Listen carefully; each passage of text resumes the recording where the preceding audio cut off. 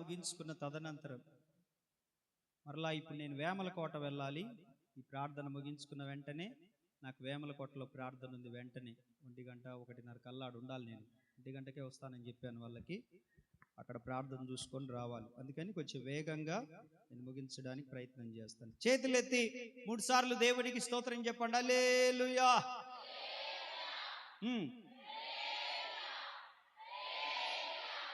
మంచిది బిడ్లారా. హెబ్రీయులకు రాసిన పత్రిక 11వ అధ్యాయము. హెబ్రీయులకు రాసిన పత్రిక 11వ అధ్యాయం 5వ వచనాన్ని చదువుకుందాం. చదువునానా. అతడు కొనిపోబడక మునుపు దేవునికి ఇష్టుడై ఉండెనని సాక్ష్యము పొందెను. ఈ మాట చెప్పండి నాతో. అతడు కొనిపోబడక మునుపు దేవునికి ఇష్టుడై ఉండెనని సాక్ష్యము పొందెను. ఎవరి గురించి ఈ మాట? హనోకు అనే భక్తుని గురించి మాట. హనోకు గురించి పరిశుద్ధాత్మ దేవుడు ఇచ్చినటువంటి సాక్ష్యం. హనోకు మనకు ఆది కాండంలో కనపడతాడు. రండి ఆది కాండంలోనికి. మనకి ఎక్కడ కనపడతాడు హనోకు? ఆది కాండంలో 5వ అధ్యాయంలో 23వ వచనంలో కనపడతాడు. ఆది కాండంలోనికి రండి. హనోకు దినములన్నీయు 365 ఏండ్లు.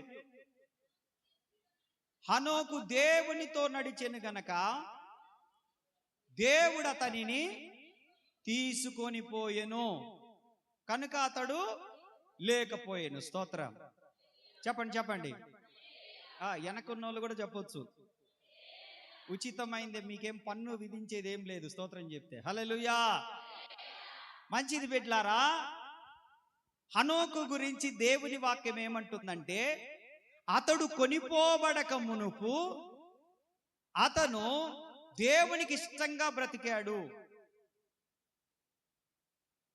దేవుని రాకడను గురించినటువంటి సూచనలు మనకు స్పష్టంగా కనబడతా ఉన్నాయి. తెగుళ్ళు వస్తాయన్నాడు, తెగుళ్ళు వచ్చేసాయి. యుద్ధములు వస్తాయన్నాడు, యుద్ధములు వచ్చేసాయి. భూకంపాలు వస్తాయన్నాడు, భూకంపాలు కూడా వస్తూనే ఉన్నాయి.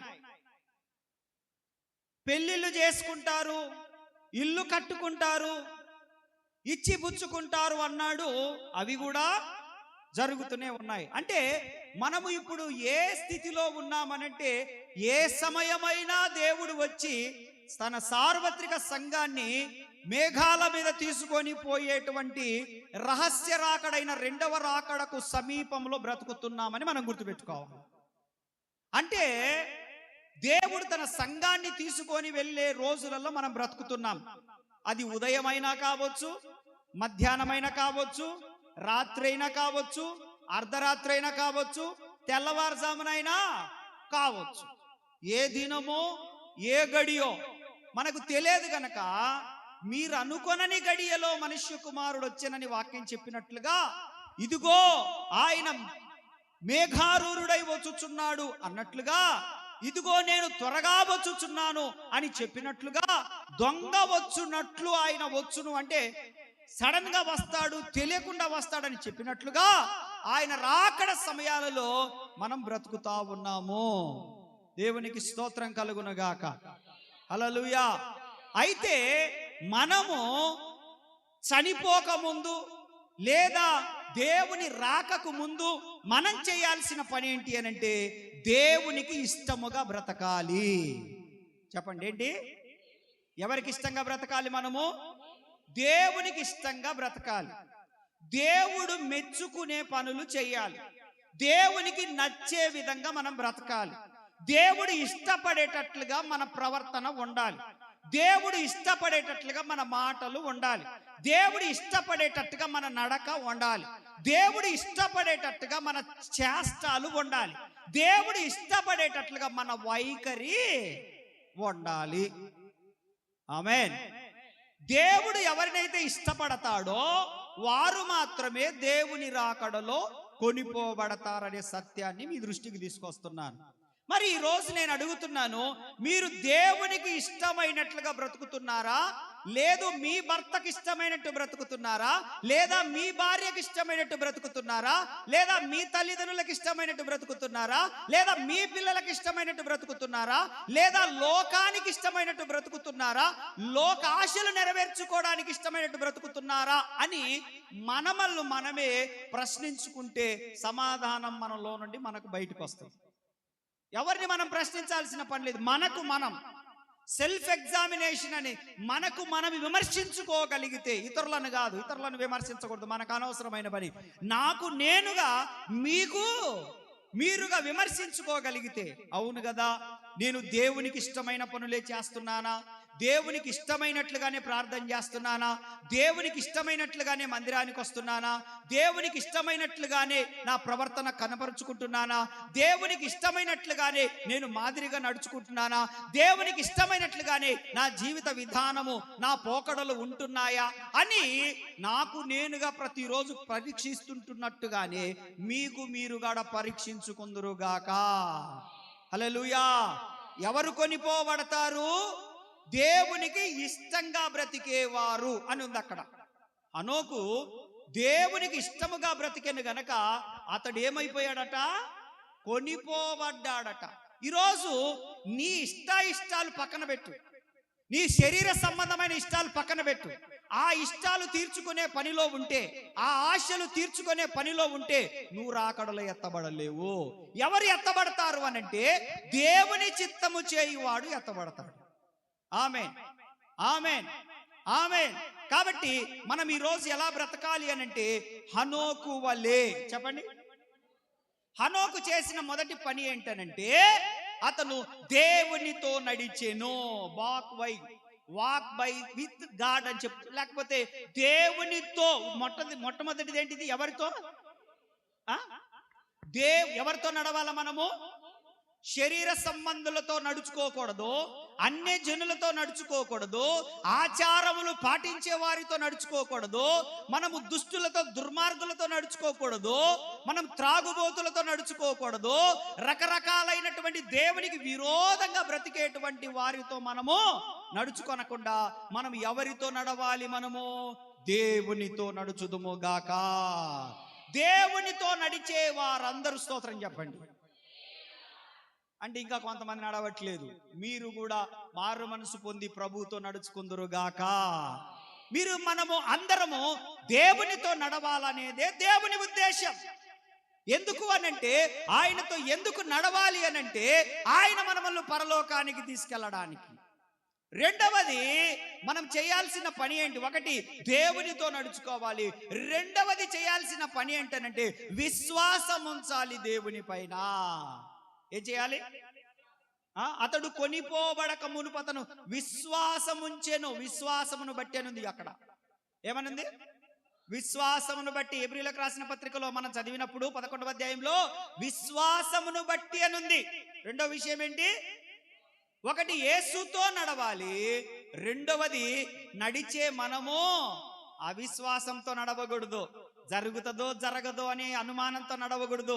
అవుతుందో కాదో అని ఏదో 10 రాళ్ళు వేస్తే ఒక రాయి తగులుతుంది కదా అన్నట్టు నడవకూడదు. ఎలా నడవాలి అని అంటే ఆయనతో నడిస్తే నిశ్చయముగా నాకు ఈ మేలు జరుగుతుంది. ఆమేన్, ఆమేన్. అటువంటి విశ్వాసం, స్తోత్రం చెప్పండి. ఎటువంటిది? ఆయనతో నడిస్తే నాకు ఇది, ఆయనతో నడవాలి అంటే విశ్వాసముతో నడవాలి. ఇప్పుడు ఇందాక నడవడం ప్రారంభించాం. ఇప్పుడు ఆ నడకలో మనం చేర్చాల్సింది ఏందనంటే విశ్వాసాన్ని చేర్చాలి. ఆమేన్, ఆమేన్. విశ్వాసము లేకుండా 11:6 ఏమన్నాడు? హెబ్రీయులకు రాసిన పత్రికలో విశ్వాసము లేకుండా దేవునికి ఇష్టులై ఉండుట అసాధ్యము. అంటే జరగని పని అనండి, జరగదు అనండి. విశ్వాసం లేకుండా ఏది జరగదు. ఇప్పుడు మనకు కావాల్సింది ఏంటిది? విశ్వాసం. ఒక కార్యం జరగాలంటే మనకు కావాల్సింది ఏంటి? ఒక అద్భుతం జరగాలంటే మనకు కావాల్సింది ఏంటి? ఒక స్వస్థత జరగాలంటే మనకు కావాల్సింది ఏంటి? ఒక మేలు జరగాలంటే మనకు కావాల్సింది ఏంటి చెప్పండి?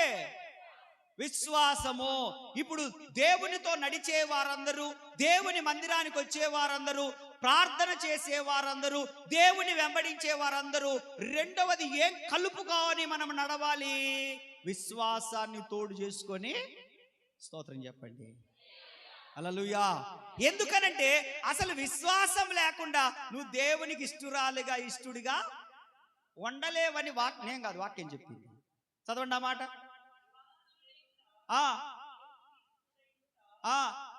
అసాధ్యము. ఉందా లేదా? ఉందా లేదా?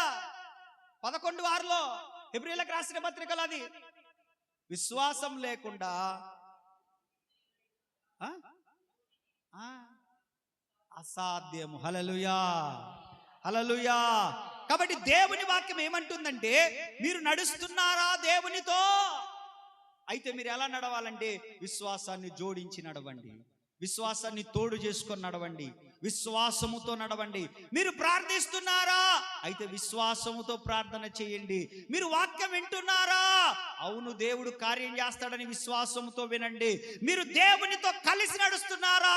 అయితే విశ్వాసంతో నడిచినప్పుడు మనకు తెలియకుండానే ఆత్మకార్యాలు జరిగిపోతాయి మన పట్ల. స్తోత్రం చెప్పండి. హల్లెలూయా. సమస్తము కూడా ఎలా జరుగుతుందనంటే త్రూ బై ఫెయిత్, అంతే, ఇంకేం లేదు దాంట్లో. అంతా కూడా ఏమో విశ్వాసమే. దేవుని వాక్యం అంటుంది, అతడు కొనిపోబడక మునుపు విశ్వాసం కలిగి బ్రతికాడు. కొనిపోబడక మునుపు అంటే దేవునికి ఇష్టడుగా బ్రతికాడు. ఇప్పుడు మూడవది కొనిపోబడక మునుపు అంటే మనం ఏమి చేయాలి?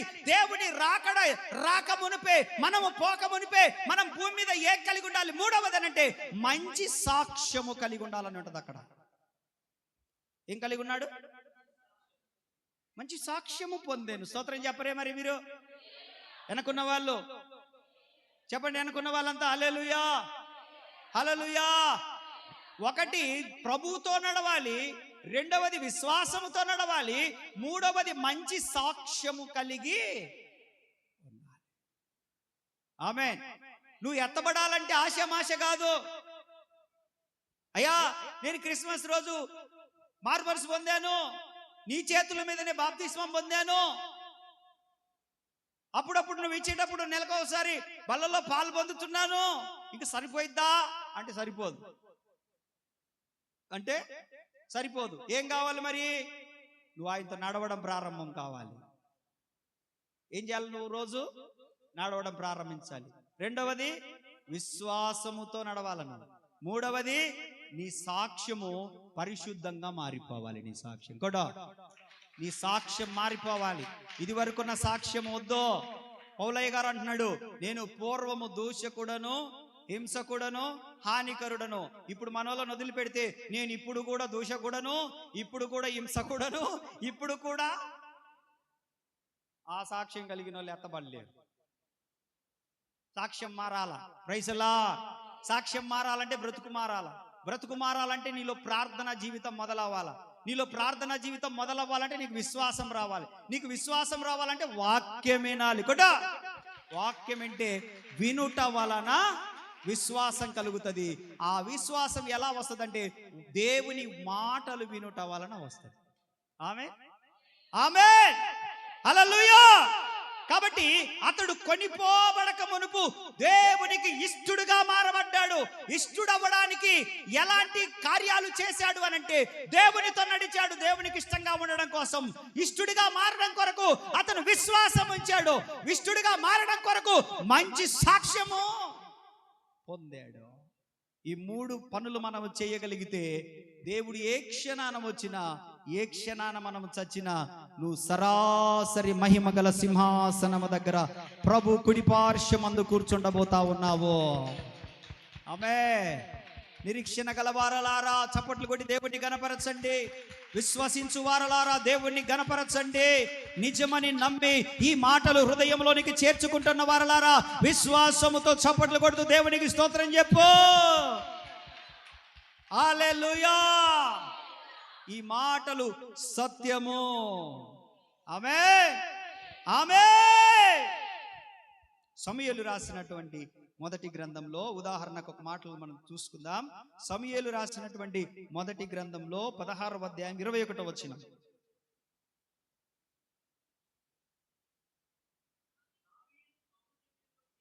దావీదు సౌలు దగ్గరికి వచ్చి అతని ఎదుట నిలవబడగా అతని యందు సౌలునకు బహు ఇష్టము పుట్టెను. చాలు చాలు, దేవునికి స్తోత్ర, హల్లెలూయా. సౌలు రాజు. దావీదు సౌలు దగ్గర సంగీతం వాయించే పని, ఆయుధములను మోసే పని చేసేవాడు.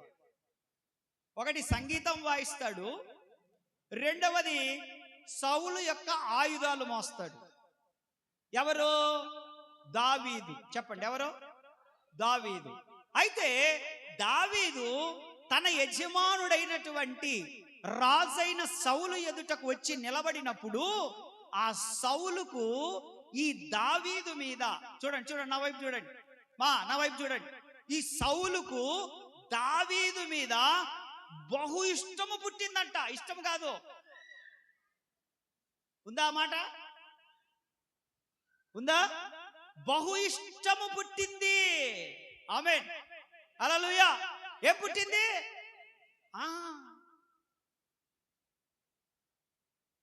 చిన్న విషయం కాదు ఇది. సౌలేమో దురాత్మ కలిగినోడు, దావీదేమో దేవుని ఆత్మ కలిగినోడు. సౌలేమో సొంత పెత్తనం చేసేవాడు, దావీదేమో దేవుని చిత్తాన్ని చేసేవాడు. సౌలేమో వద్దన్న పని చేస్తాడు, దావీదేమో దేవుని దగ్గర విచారణ చేసి చెయ్యమంటేనే చేస్తాడు. అలాంటిది ఒక దురాత్మ పట్టినోడికి దేవుని ఆత్మ పట్టినోడు నిలబడి ఉంటే బహు ఇష్టము పుట్టిందంట. దేవునికి స్తోత్ర, హల్లెలూయా, హల్లెలూయా. వాస్తవానికి అతనికి, సౌలుకి దావీదును చంపేంత ద్వేషం ఉంది. ఈట తీసుకొని పలుమార్లు పొడిచి చంపేంత ద్వేషం ఉన్నప్పటికీ ఇతను విశ్వాసం కలిగిన వాడు, దేవునితో నడిచేవాడు. మూడవది, మంచి సాక్ష్యము పొందినవాడు గనక దేవుడు సౌలు హృదయాన్ని, మనస్సును కదిలిస్తే దావీదు మీద బహు ఇష్టము పుట్టింది. ప్రైజ్ ది లార్డ్, హల్లెలూయా, హల్లెలూయా. వాస్తవానికి సమూయేలు దేవుని మాట వినేటోడు కాదు. సమూయేలు రాసిన మొదటి గ్రంథము, సౌలు దేవుని మాట వినేటోడు కాదు. 13వ అధ్యాయం 13వ వచనంలో అక్కడ ఒక సంఘటన మనకు కనబడుతుంది. అందుకు సమూయేలు ఇట్లా, నేను నీ దేవుడైన యెహోవా నీకిచ్చిన ఆజ్ఞను గైకొనక నీవు అవివేకపు పని చేశావు. నీ రాజ్యమును ఇశ్రాయేలీయుల మీద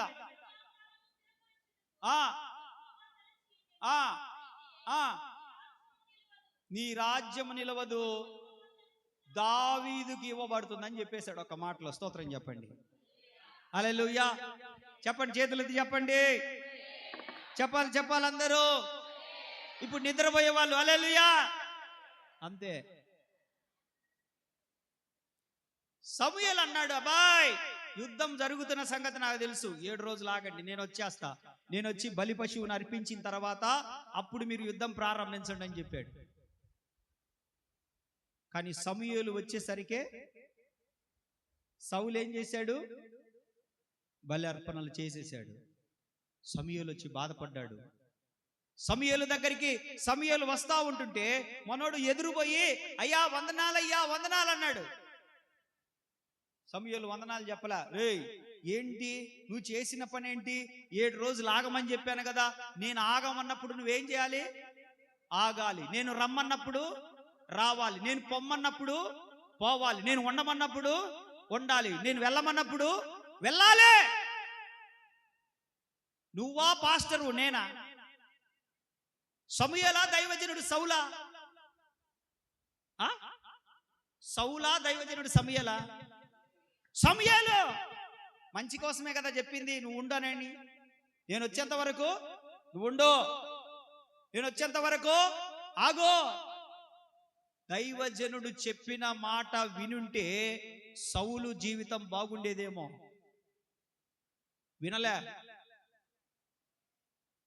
వినలేదు. వినక సొంత పెత్తనం చేశాడు, అలిగాడు. ఏం చేశాడు? అలిగాడు. మనస్సులో తనను తాను గర్వించాడు. ఏంది ఆయన కోసం ఆగేది? ఆయన చెప్తే వినాలనా? అంత ఆయన చెప్పినట్టేనా అని ఈ సౌలు ఏం చేశాడంటే బలి పశువులను మొత్తం బలర్పించేశాడు. దేవుడు ఉద్దేశం ఏంటంటే సౌలు రాజ్యమును ఇంకా పొడిగించాలని. ఎప్పుడైతే సొంత పెత్తనం చేశాడో, మాట వినకుండా, దైవజనుడి మాట వినకుండా, అప్పుడు సమూయేలు వచ్చి అంటున్నాడు, నీ వందనాలు ఎవడికి కావాలరా? వందనాలు చెప్పాడా? చెప్పలేదు. రివర్స్లో,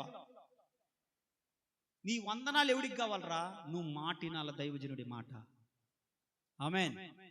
దైవజనుడు కూర్చోమంటే కూర్చోవాలా, లెయ్యమంటే లెయ్యాల, పరిగెత్తమంటే పరిగెత్తాల, ఉండు అంటే ఉండాలా, రా అంటే రావాలా. అది క్షేమము కలగజేసే మాట దైవజనుడి మాట. దైవజనుడు ముందు చూపుతో ఆలోచించి చెప్తాడు. ఏదైనా ముందు చూపుతో, వద్దు అది మనకు తగదనంటే అన్న చెప్పిండు, అంతేగా, నేను ఎక్స్ట్రా మాట్లాడకూడదు. ఎందుకు ఏమిటనే ప్రశ్నలు కూడా నీ నోట్లో నుంచి రాకూడదు. ఆమేన్. హల్లెలూయా. అది నీకు క్షేమమే కలుగుతుంది. నేను సరదాగా మాట్లాడినా నీకు క్షేమమే కలుగుతుంది. నేను సీరియస్గా మాట్లాడినా నీకు క్షేమమే కలుగుతుంది. నేను కోపగించుకొని మాట్లాడినా నీకు క్షేమమే కలుగుతుంది. నీ క్షేమము కొరకే నేనున్నది కూడా. చెప్పండి హల్లెలూయా. సేవకుడు ఎందుకున్నాడు? మీ క్షేమము కొరకే నేనుండేది. ఏది క్షేమమో, ఎప్పుడు క్షేమమో, ఎప్పుడు మీకు ఉపయోగమో, మీరు ఎప్పుడు నాతో ఉండాలనో, ఎప్పుడు రావాలనో, ఎప్పుడు రాకూడదో, ఎప్పుడు ఉండాలనో, ఎప్పుడు ఉండకూడదో, ఎప్పుడు మీటింగ్ పెట్టాలనో, మీరు పరిచర్య ఎప్పుడు చేయాలనో, ఏ పని చేయాలనో, అంత దైవజనుడు ఆధీనములో దేవుని ప్రేరేపణతో జరుగుతూ ఉంటది. ఆమేన్. సమూయేలు చెప్పాడు, నేను వచ్చేంత వరకు ఉండు అని అంటే ఉండలేదు. ఉండు అన్నప్పుడు ఉండాల, సనగ్గుడిది. ఇంకా దైవజనుడు ఎందుకో ఉండమన్నాడు, ఉండాల, అంతే. 7 రోజులు ఆగకుండా మనోడు ముందు త్వరపడి లాగిచ్చేశాడు. వచ్చి కోపడ్డాడు. సౌలా, నేను చెబితే నీకు ఎటకారంగా ఉంది కదా, అంటే రోజు నీతో సరదాగా ఉంటుండేసరికి చనువు ఎక్కువైంది కదా, నేనంటే నీకు రోజు నువ్వు మాట్లాడినప్పుడల్లా నేను సరేలే అనుకో, నేను నీకు స్వేచ్ఛ ఇస్తుంటే ఆ స్వేచ్ఛ నీకు చాలా ఎటకారంగా ఉంది కదా, సరదాగా ఉంది కదా, నువ్వు నవ్వుకోవడానికి ఉంది కదా, ఏంది లేని తేలిక తీసుకున్నావు కదా నన్ను. నేను దేవుని చేత ప్రత్యేకించబడి, పిలవబడి, ఏర్పరచబడిన వాడిని సమూయేలు చెప్పాడు. సమూయేలు అంటున్నాడు, దేవుడు నీ రాజ్యమును ఇంకా ముందుకు తీసుకెళ్లాలనుకున్నాడు, నువ్వు దేవుని మాట వినలేదు. అంటే నా మాట వినకపోతే ఎవరి మాట విననట్టు? నువ్వు సేవకుడి మాట వినకపోతే ఎవరి మాట విననట్టు? సేవకుని మాటే దేవుని మాట, దేవుని మాటే సేవకుని మాట.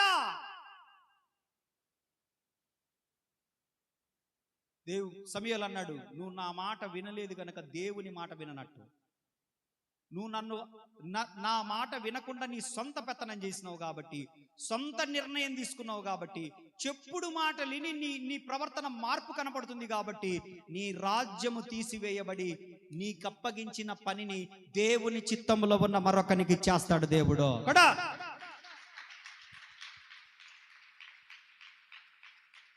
దేవుని సేవకుని మాట వినాలి. ఆమేన్, ఆమేన్. దేవుని సేవకుని మాట వినకపోతే దేవుడు నువ్వు చేస్తున్న పనిని కూడా ఏం చేస్తాడు తెలుసా? ఆయన చిత్తంలో ఉన్న వానికి అప్పగించేస్తాడు. అంతే.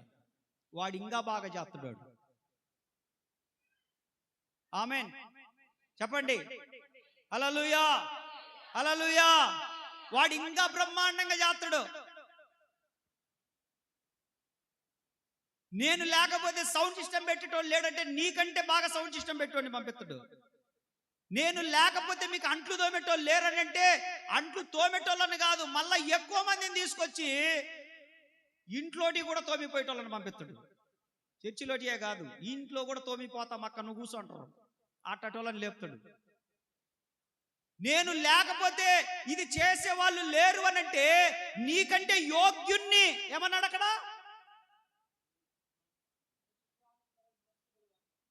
అది తన చిత్తానుసారమైన మనస్సు గలవాడు. అంటే ఎలా అమ్మాయిని కూర్చోబెట్టండి. ఎలా ప్రవర్తిస్తే దైవజనుడు సంతోషపడతాడో వినండి, నా వైపు చూడండి. ఎలా ప్రవర్తిస్తే, ఏ పని చేస్తే, ఎలా లోబడితే దేవుడు గాని దైవజనుడు గాని సంతోషపడతాడో అటువంటి వారిని సంఘంలోనికి నడిపిస్తాడు దేవుడు తన పని కొరకు. దేవుణ్ణి సంతోష పెట్టేవాడు దైవజనుని కూడా సంతోష పెడతాడు.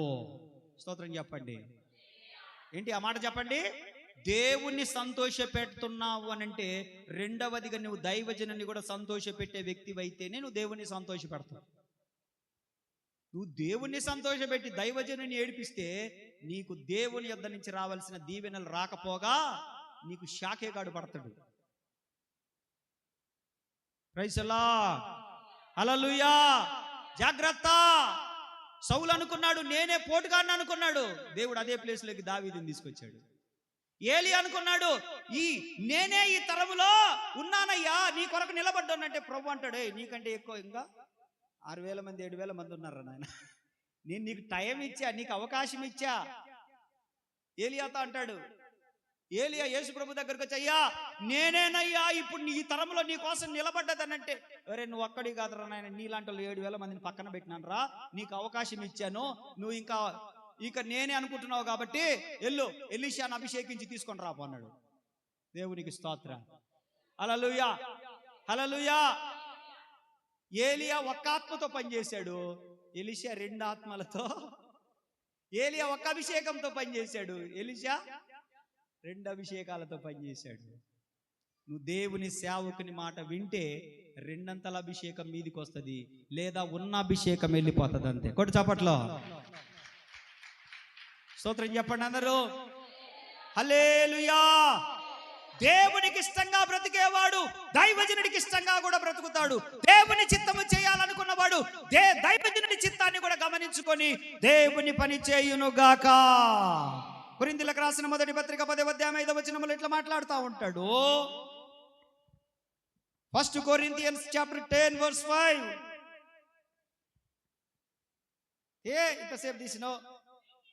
అయితే వారిలో ఎక్కువ మంది దేవునికి ఇష్టలుగా ఉండకపోయిరి కనుక అరణ్యములో సంహరింపబడి. చేతులెత్తి అందరూ.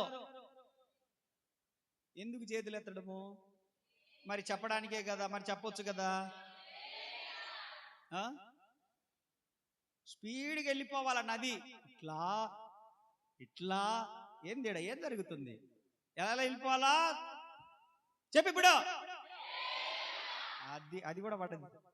అట్లుండాలా. యేసు రక్తమే చేయండి. హల్లెలూయా, హల్లెలూయా. అది మ్యాటర్. దేవుని వాక్యం అంటుంది బిడ్డలారా, ఇశ్రాయేలీయుల గురించి మాట్లాడుతూ అంటున్నాడు. ఏమంటున్నాడు అంటే అక్కడ, అయితే వారిలో ఎక్కువ మంది దేవునికి ఇష్టలుగా ఉండలేకపోయిరి. మీరు దేవునికి ఇష్టంగా బ్రతుకుతున్నారా? విశ్వాసం కలిగి ఉంటున్నారా? దేవునితో పాటు నడుస్తున్నారా? దైవజనుడి అడుగుజాడల్లో నడుస్తున్నారా? ఎలా నడుస్తున్నారు? ఎలా మాట్లాడుతున్నారు? ఎలా ప్రవర్తిస్తున్నారు? ఎలా లోబడుతున్నారు? దాన్ని బట్టి మనం దేవునికి ఇష్టలుగా ఉన్నామా లేదా అనేది నిర్ధారించబడుతుంది.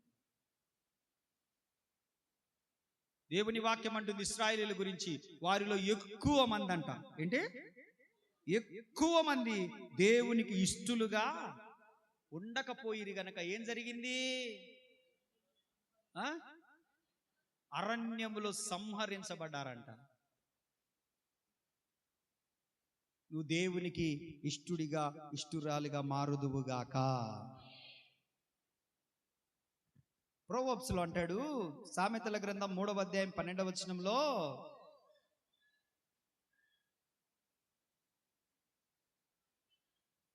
తండ్రి తనకిష్టుడైన కుమారుని గద్దించు రీతిగా యెహోవా తాను ప్రేమించు వారిని, స్తోత్రం చెప్పండి, యెహోవా తాను ప్రేమించు వారిని గద్దించును.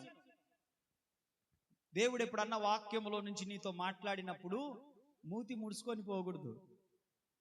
దేవుడు నిన్ను ప్రేమిస్తున్నాడు కనుక నీకు హెచ్చరిక చేశాడు అంతే. వదిలేసింటే నీతో మాట్లాడుండేవాడు కాదు. వాక్యములో మీరు బ్రతుకున్నారు అని తెలుసుకోవడానికి, మీరు బ్రతుకున్నారని తెలుసుకోవడానికి వాక్యం చెబుతూ ఉన్నప్పుడు, వాక్యం మిమ్మల్ని తాకినప్పుడు మీరు స్పందిస్తారు. ప్రార్థన చేస్తున్నప్పుడు ప్రార్థన ద్వారా మీ కళ్ళల్లో నుంచి కాస్త నీళ్ళు వచ్చేస్తాయి. మీరు ఇంకా బ్రతుకున్నారని అర్థం. వాక్యం మిమ్మల్ని తాకుతూ ఉందనంటే మీరు ఇంకా బ్రతుకున్నారని అర్థం. మీరు బ్రతుకున్నారని అర్థం. అయితే దేవుని వాక్యం అంటుంది, తండ్రి తాను ప్రేమించు వారిని గద్దిస్తాడు. ఎందుకు గద్దిస్తాడంటే, మనం తప్పుడు మార్గంలో వెళ్తున్నప్పుడు, తప్పుడు మార్గంలో పోతున్నావురా, అది నీకు క్షేమము కాదు. నువ్వు సావాసం చేసేవాళ్ళు మంచోళ్ళు కాదు. మంచోడిని చూసి సావాసం చేయి. నువ్వు తిరుగుతున్నావే, వాడు చాలా డేంజరు, కాబట్టి మంచోడితో తిరుగురా. నువ్వు వాడితోనే గనక మరొకసారి కనపడితే నీకు దెబ్బలు పడతాయి. అంటే అసలు స్నేహం చేయకూడదు, అందుకు దెబ్బలు పడతాయి అన్నాడా? కాదు, అది కాదు అర్థము. తండ్రి కుమారుణ్ణి ప్రేమిస్తా ఉన్నాడు. ప్రేమిస్తున్నాడు కాబట్టి హెచ్చరికలు చేస్తా ఉన్నాడు. ఆమేన్, ఆమేన్. దైవజనుడు కూడా ప్రేమించిన వారిని గద్దిస్తూ ఉంటాడు. జాగ్రత్తగా ఉండమని చెప్తాడు. వినరు కొంతమంది.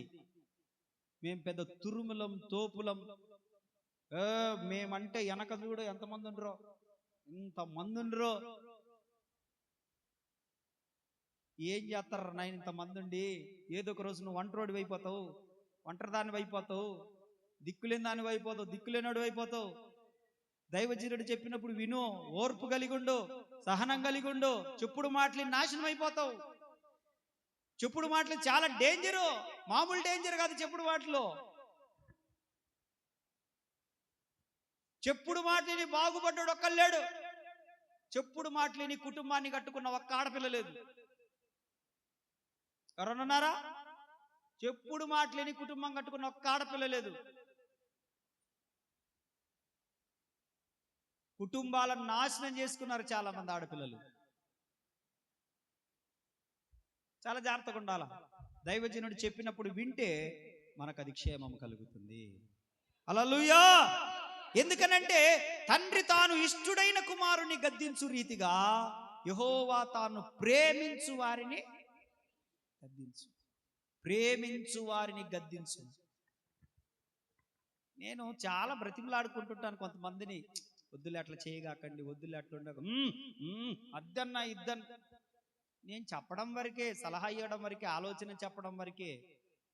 మేము ఇంత అనంటే నేనేం చేయగలను? నేను సేవకుని, ప్రార్థన చేయగలను. తర్వాత నష్టపోతావు, ఏడుస్తావు, నిద్రలేని రాత్రులు గడుపుతావు. అయ్యో నా బిడ్డ జీవితం నాశనమైందే, నా కొడుకు జీవితం నాశనమైందే, నా కుటుంబం బద్దలైపోయిందే, విశ్వాసపు ఓడ కూడా బద్దలైపోయిందే, ఆత్మీయ జీవితంలో అన్ని లొసుగులేనే, ఎట్లా బ్రతికినోళ్ళం, ఎట్లా బ్రతుకుతున్నాం, అబ్బో వాళ్ళు కనబడితే కనీసం తలెత్తుకోలేకపోతున్నామే, వాళ్ళకి ముఖాన్ని చూపించుకోలేకపోతున్నామే. అప్పుడేమో విరుచుకుపడుతుంది. నేడున్నట్లే ఉండవు రేపు పరిస్థితులు. జాగ్రత్తగా ఉండాలి మనం. దేవునికి స్తోత్ర. హల్లెలూయా, హల్లెలూయా. దేవుని వాక్యం సెలవిస్తా ఉంది. 11వ అధ్యాయం 20వ వచనం ప్రొవర్బ్స్ లోనికి రండి, సామెతల గ్రంథంలోనికి రండి. ఓకే. యథార్థముగా ప్రవర్తించువారు, 4వ మాట చెప్తున్నాను, యథార్థముగా ప్రవర్తించువారు దేవునికి ఇష్టలు. హల్లెలూయా. There is integrity. యథార్థత అనేది మనకు కనపడతా ఉంది. నువ్వు యథార్థంగా జీవించాలా. దొంగ తిరుగు మాటలు మాట్లాడకూడదు, డబల్ మీనింగ్ మాటలు మాట్లాడకూడదు. గోడ మీద పిల్లి లాంటి ప్రవర్తన, అది అటైనా దూకుద్ది, కొంతమంది ఉంటారు, నేను అట్టా కాదక్క అన్నది ఇట్టా అని అంటారు. అంటే మనం అర్థం చేసుకోవడం ఏదో తప్పు అన్నట్లుగా వాళ్ళు రెండు విధాలుగా మాట్లాడి ఉంటారు. అంటే యథార్థత లేని వాళ్ళు. మనిషి ముందు ఒకలాగా,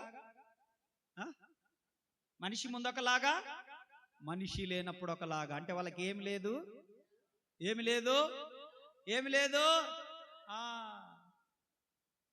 జాగ్రత్త. నేను మీకు ఒక సలహా ఇస్తా, పాటిస్తే పాటించండి, లేకపోతే లేదు. మీకు క్షేమం కలుగుతుంది అందరికీ. ఇది మీరు ఎవరినైతే శత్రువు అనుకుంటారో, మీరు ఎవరినైతే శత్రువు అని అనుకుంటారు, మీకంటూ ఒక శత్రువు ఉన్నాడు అనుకున్నప్పుడు ఆ శత్రువుతో మీతో స్నేహం చేసేవాడు స్నేహం చేశాడు అనుకో, ఈ స్నేహం చేసేవాడిని విడిచిపెట్టండి. మీకు అర్థమైందో కాలేదో మళ్ళా చెప్తా. ఒకడు మీకు శత్రువు అనుకున్నప్పుడు నీకు ఇంకొకడు స్నేహితుడు అంటాడు. ఆ శత్రువుతో మీ స్నేహితుడు స్నేహం చేస్తున్నాడనంటే నువ్వు ఎవరిని విడిచిపెట్టాలి? శత్రువును కాదు, స్నేహితుని విడిచిపెట్టేయాలి.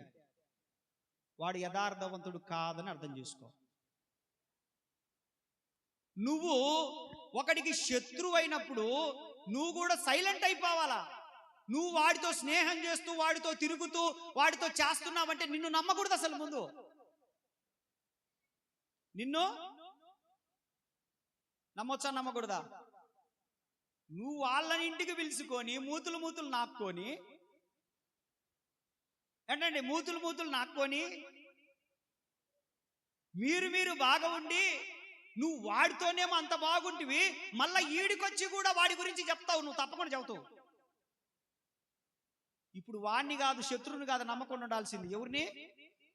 నిన్నే నమ్మకూడదు అసలు. ముందు నువ్వు మాయలోడివి, మాయలేడివి నువ్వు. కాబట్టి చాలా జాగ్రత్తగా ఉండాలి మనం. ఒకడు మనకు శత్రువుగా ఉన్నప్పుడు, మన శత్రువుతో కూడా మన స్నేహితుడు సావాసం చేస్తుండనుకో, ముందు ఈయన్ని దూరం పెట్టడం నేర్చుకోవాలి మనం. అప్పుడే నువ్వు మనశ్శాంతిగా ఉంటావు.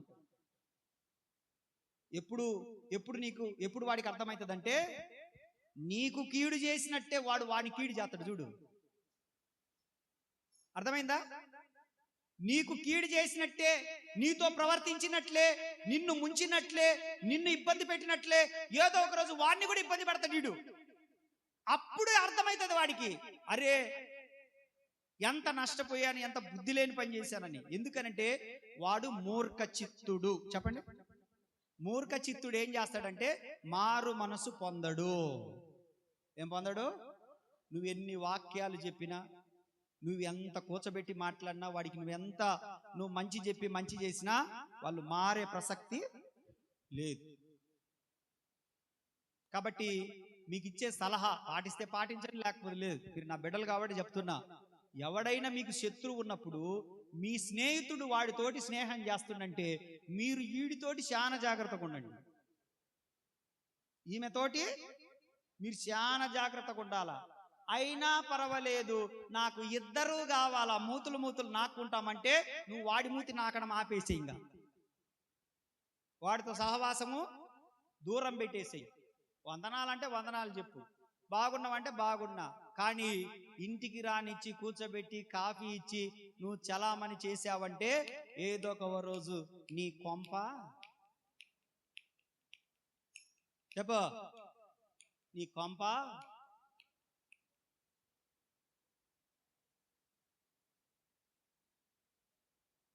అంతే ఆరిపోద్దట. ఏమైతుంది? చాలా జాగ్రత్తగా ఉండాలి దేవుని గురించి. దావీదు గురించి అందుకే మాట్లాడతాడు అపోస్తుల కార్యంలో 13వ అధ్యాయంలో 22వ వచనంలో మాట్లాడతాడు. అపోస్తుల కార్యం 13వ అధ్యాయం 22వ వచనంలో చాలా చక్కని మాట ప్రభు మాట్లాడుతున్నాడు అక్కడ.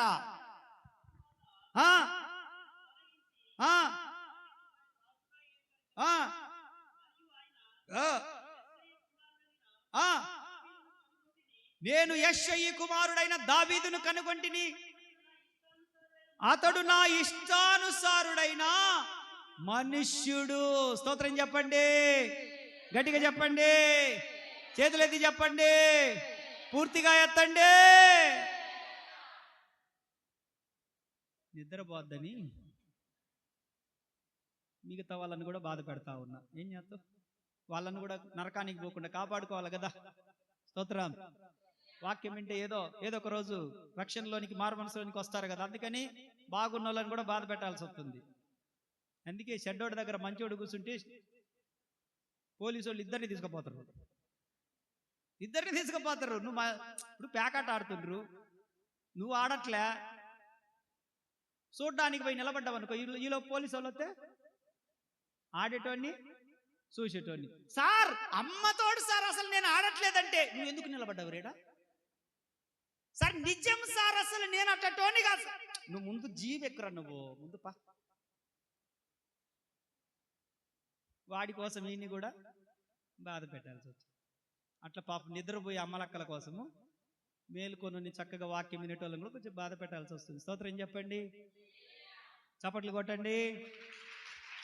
దేవుని వాక్యం అంటుంది, దావీదు నా ఇష్టానుసారుడైన మనుష్యుడు. ఆమేన్. ఎలా బ్రతికాడు దావీదు? ఒకటి, తన యజమానుడికి ఇష్టము పుట్టేటట్లు బ్రతికాడు. రెండవది, దేవునికి ఇష్టము పుట్టేటట్లు. ఒకటి యజమానుడికి ఇష్టం వచ్చినట్లు బ్రతికాడు, రెండవది దేవునికి ఇష్టం వచ్చినట్లుగా బ్రతికాడు. Praise the Lord. హల్లెలూయా.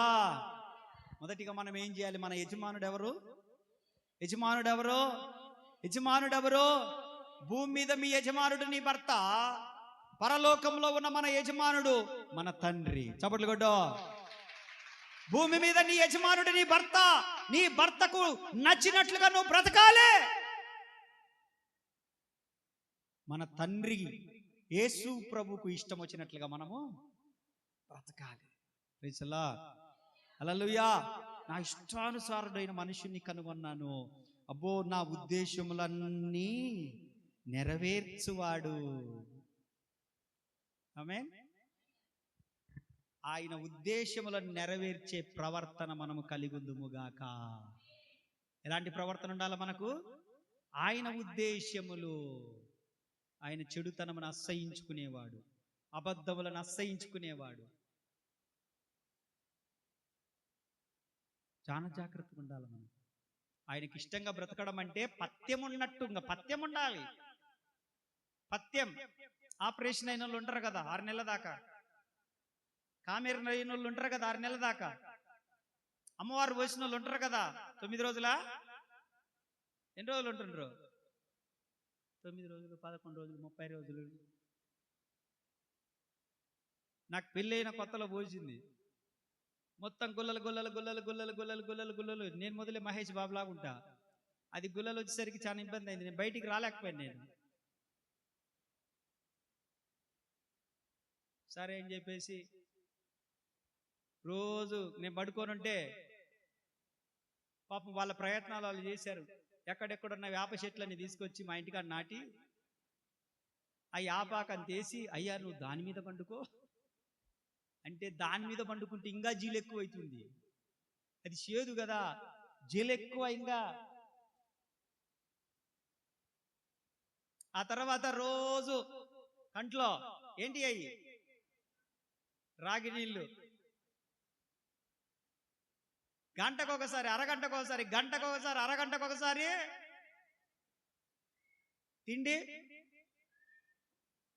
మీరేం తింటారు?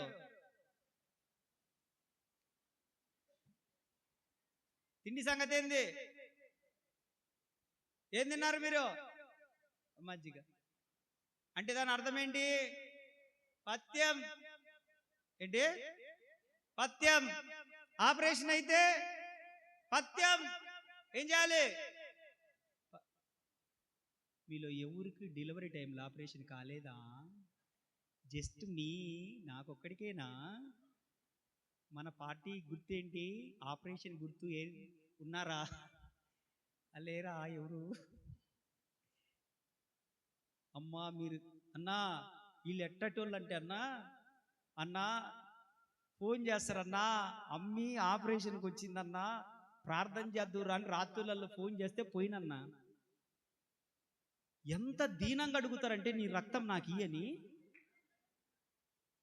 అన్న. వాళ్ళు ఆ టైంలో అడిగితే నిజంగా 1 బాటిల్ కదన్నా 2 బాటిల్ ఇచ్చి రాబుదవుతుంది. యాడ దొరకలేదంట అన్నా. అబ్బియోలు కూడా అందుబాటులో లేరన్నా. వాళ్ళేమో బెంగుళూరులో ఉండరన్నా. రక్తం కోసం పిల్లలు తిరుగుతుండ్రన్నా. నీదే గూపన్నా?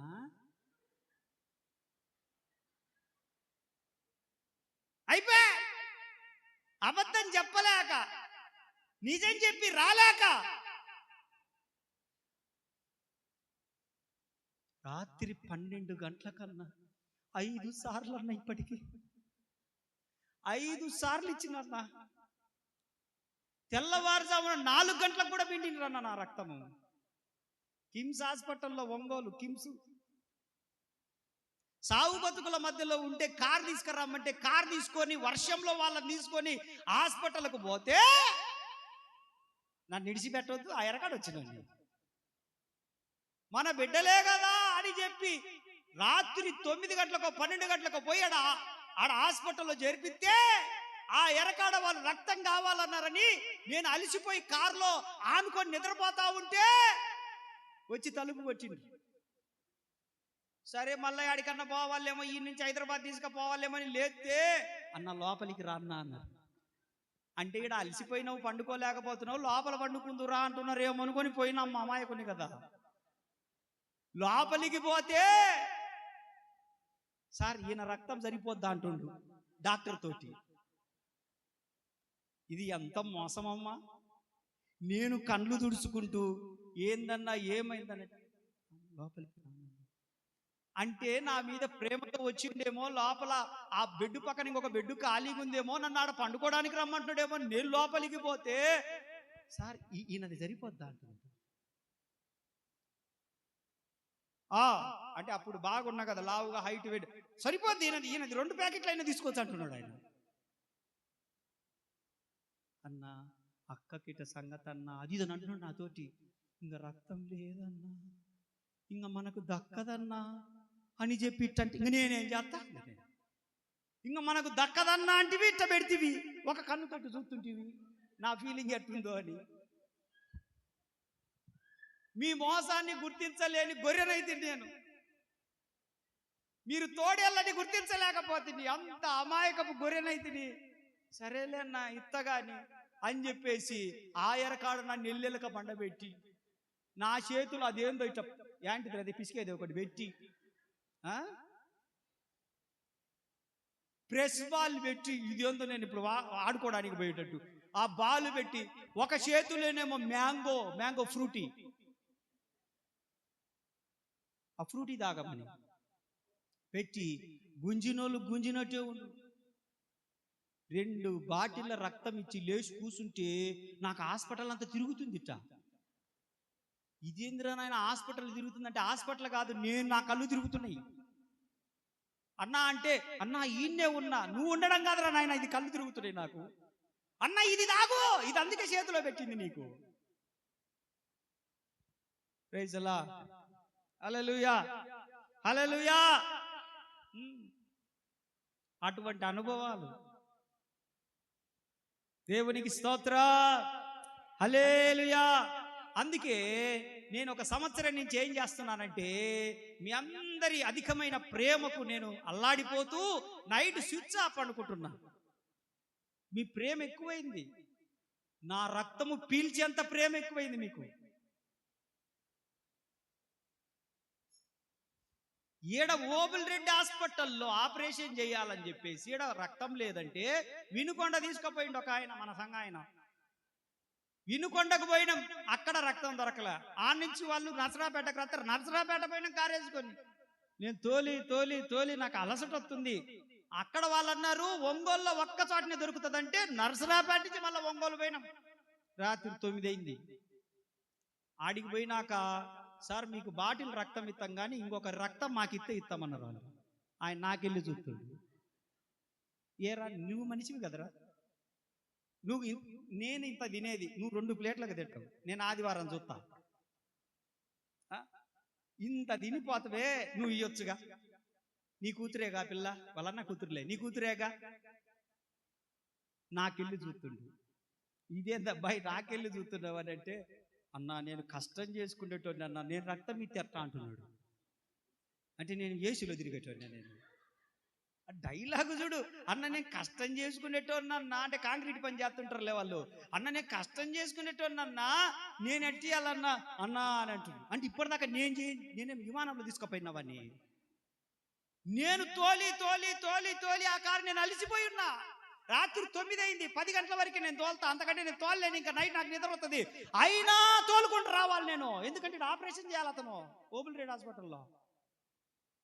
అట్ట తీసుకొని వస్తే అందుకే నైట్ ఏమన్నాన కనియండి అని చెప్పేసి.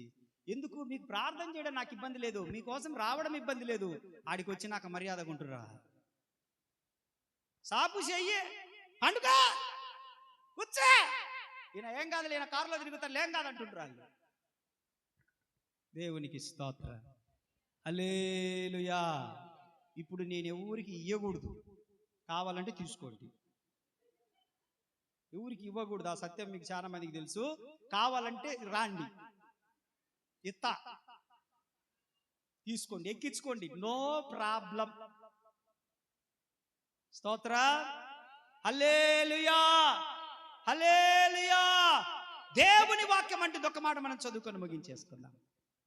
ఒక్క మాట ప్రోవర్బ్స్ లోనికి రండి. ప్రోవర్బ్స్, సామెతలు 12:22.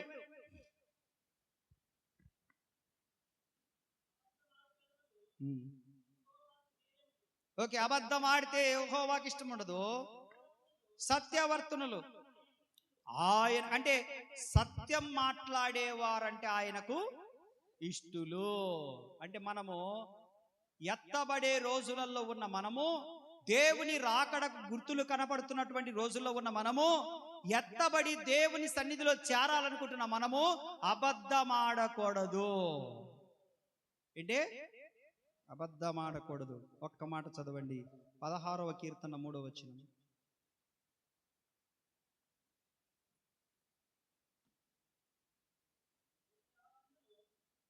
ఏమంటావు?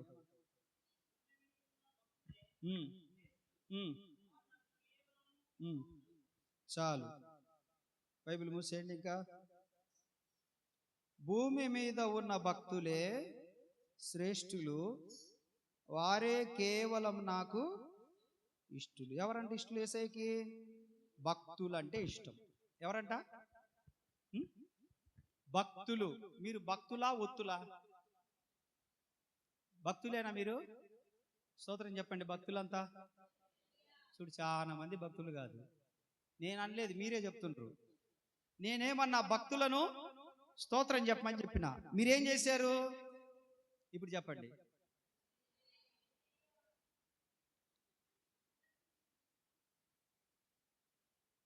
దేవుడు అంటున్నాడు ఆయనకి ఎవరంటే ఇష్టం అనంటే భూమి మీద ఉన్న భక్తులు అంటే ఆయనకి ఇష్టం. భక్తులు ఏం చేస్తారు? భజన చేస్తారు. ఏం చేస్తారు? భక్తులు ఏం చేస్తారు? భజన చేస్తారు. మనం యేసయ్య భజన చేయాలి, యేసయ్యను పొగడాలి, ఘనపరచాలి, ఆరాధించాలి, కీర్తించాలి, మహిమపరచాలి. 150 కీర్తన మొత్తం అదే, చదవద్దులు, తీయగాకండి, అయిపోయింది, వాక్యం అయిపోయింది. 150 కీర్తన మొత్తం అదే, యెహోవాను స్తుతించుడి. ఎందుకు నవ్వుతున్నారు? నేనేం జోకేయలేదే. యెహోవాను స్తుతించుడి, యెహోవాను స్తుతించుడి, యెహోవాను స్తుతించుడి, యెహోవాను స్తుతించుడి, యెహోవాను చెప్పండి. స్తుతి ఆరాధన జరిగేటప్పుడు మాత్రం రాగాకండి.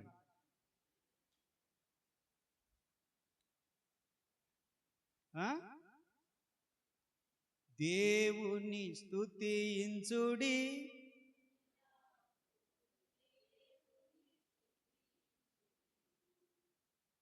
ఏం చేయాలి మనము? ఎప్పుడు? ఎల్లప్పుడూ దేవుని స్తుతించాలి. నేను 12:30 కల్లా ముగిస్తాను రాండి అని చెప్పిన కదా. మీరు ఎన్ని గంటలకు వచ్చారు?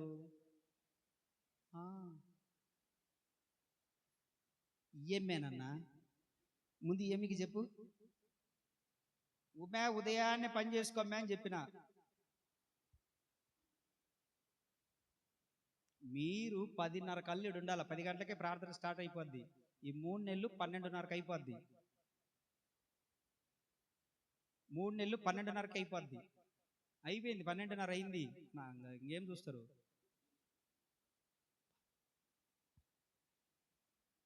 ఎంత సంతోషమో. ఏం చేయాలి మనము?